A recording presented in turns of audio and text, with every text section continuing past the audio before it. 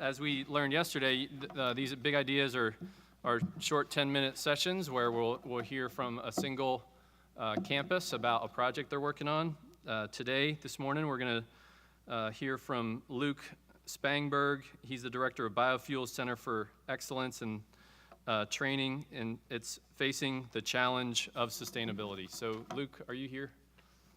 Yep, come on up. We always give it up for these people. Give it up for Luke.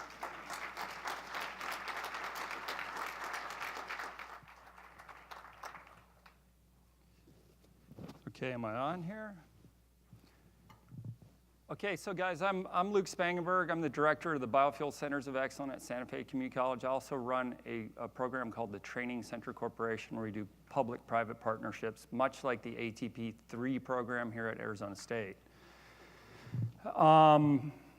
Wow, I picked a big one, the big idea, right? Facing the challenge of sustainability and on the edge of closing the loop. That's what we're all talking about here. It's multifaceted. It's a very complex problem to address, and there's many areas. I want everyone to just take a moment and, back here. Take a moment here and zone in where you live. Identify your kind of sense of space here on this planet.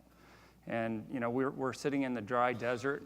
Santa Fe Community College is at the high desert, 7,500 feet.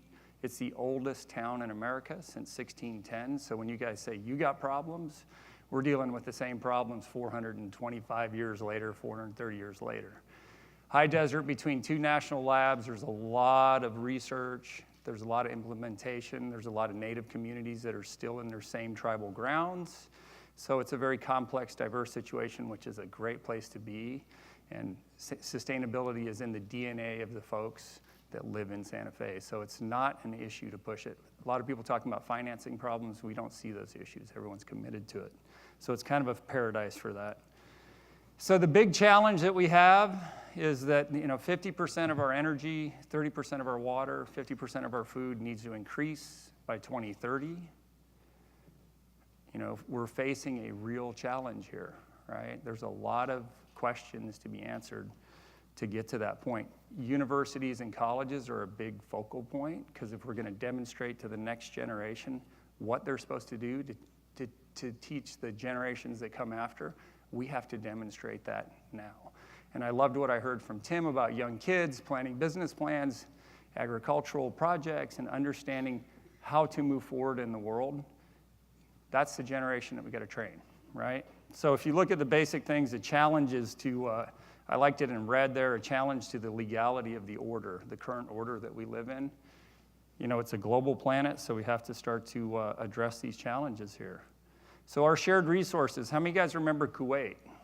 How many years that burned, right? How foolish was that? The Deepwater Horizon, that was a week of worth of fuel. We destroyed an ecosystem for a long period of time for a small amount of reserves.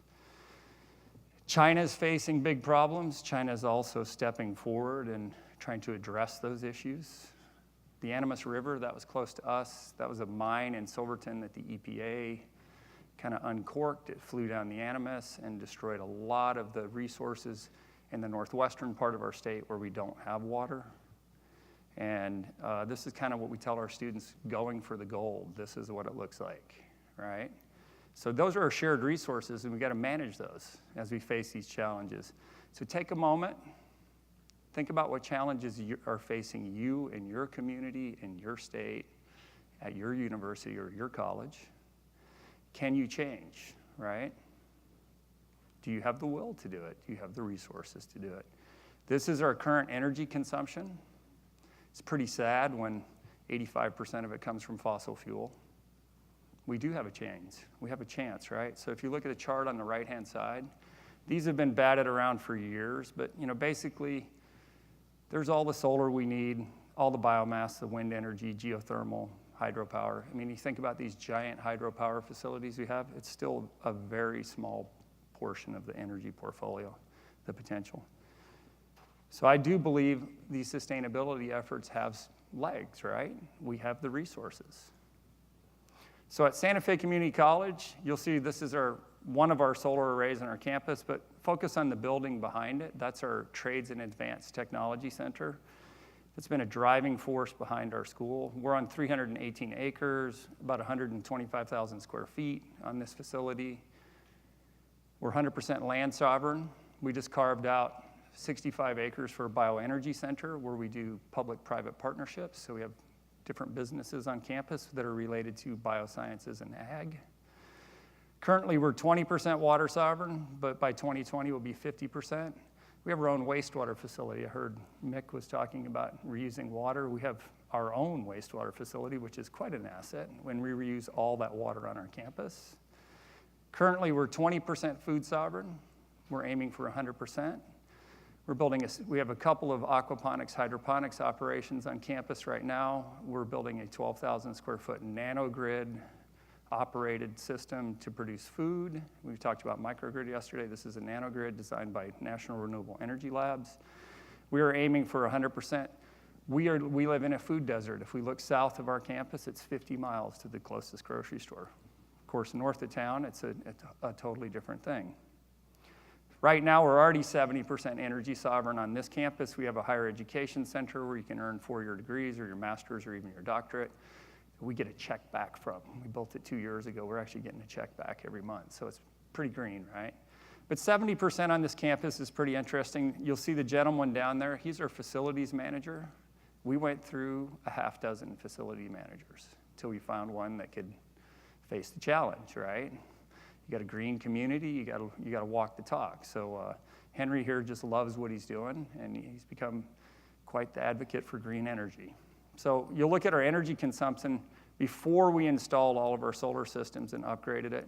We went through our entire facility and we dropped our resource needs, right? So you look at that, we've 25% decrease in our electrical consumption, dropped 2 million gallons in water use. Every drop of water that we catch on our campus is actually recycled on our campus. We're actually moving to a pipe-to-pipe, if you know what pipe-to-pipe is, black water to reusable potable water right now. And this is how we do it. These are some of our programs in the Nexus right here. People talk about food, water, and energy. These are all programs that are core elements of degrees, right? The only one that's not on there is a microgrid run right now. So if you think about food, water, and energy, you can never separate the three. And the one thing that's not in there is waste, right? We're not talking about waste. Waste is part of food and part of the energy component there. So we have green building to get efficient buildings. One of our facility where I operate is a LEED Platinum facility.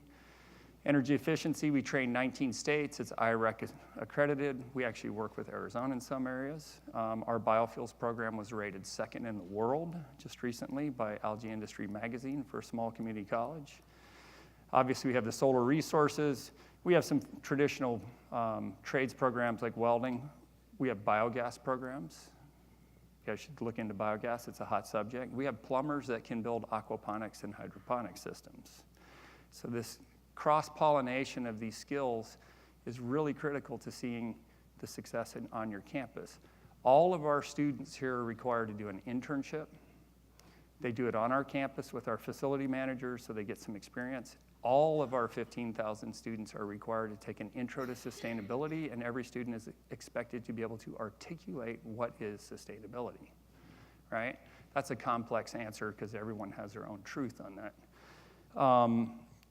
The one gorilla that we're all facing here on all of our campuses and in all of society is that in the next 50 years, we have to grow more food than we've grown since the beginning of man, right? We can have green buildings, we can have water recycling, but we have to focus on the biggest impact on most of your universities when you talk about carbon footprint is that food export in and out of campus, right? Average distance of food in New Mexico is 1,500 miles to receive food. We used to produce 90% 40 years ago. We produce less than 2% of our own food now. That's a big goal for us to become food sovereign once again. So if you think about your communities and your campus, that's an easy way to lower your carbon footprint. Couple that with a beautiful renewable energy system that's going to produce food, reduce water consumption, and you have a great demonstration for your campus, for your students, whether it's small or big, right? In order to inspire the next generation, you have to give them hands-on skills. And we use a process at our school that NSF termed as stealth STEM. It means if you come in and you want to be aquaponics, hydroponics, we give it to you first. We don't hold up Calc 1 and say, if you can't pass Calc 1, you can't school, right? So no prereqs. We let students into the program, get an appetite for what they want. Hopefully they stick with their education after that.